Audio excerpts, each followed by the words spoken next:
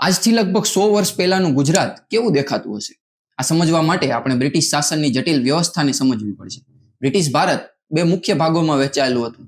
એક હતું British India, જે અંગ્રેજોનો સીધો વહીવટ ચાલતો, અને બીજું હતું પ્રિન્સલી સ્ટેટ, એટલે કે દેશી રજવાડાઓ. આખા ભારતમાં આવા 565 કરતા પણ વધારે રજવાડા હતા.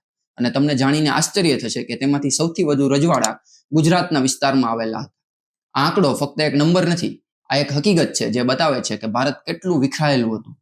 એક તરફ હજારો ચોરસ કિલોમીટર વિસ્તારમાં ફેલાયેલા મોટા રાજ્યો હતા, તો બીજી તરફ માત્ર થોડા ગામડાઓમાં સીમિત નાના રજવાડા હતા. અને આ બધું એક જ દેશમાં એક જ સમય પર અસ્તિત્વમાં હતું. એકલા સૌરાષ્ટ્રમાં, જેને ત્યારે કાઠિયાવાડ તરીકે ઓળખવામાં આવતું, તેમાં જ 222 નાના મોટા રજવાડા હતા. અને આ કોઈ મજાકની વાત નહોતી. આ રજવાડોનું કદ પણ ઘણું અલગ અલગ હતું. એક તરફ વડોદરા, ભાવનગર, જુનાગઢ અને કચ્છ જેવા મોટા અને શક્તિશાળી રાજ્યો હતા, તો બીજી તરફ અમુક રજવાડા એટલા નાના હતા કે માત્ર 1 કે 2 ગામડા પૂરતા જ સીમિત હતા. જેમ કે માણાવદર જેવું રજવાડું, જે માત્ર 24 ગામોનું બનેલું હતું.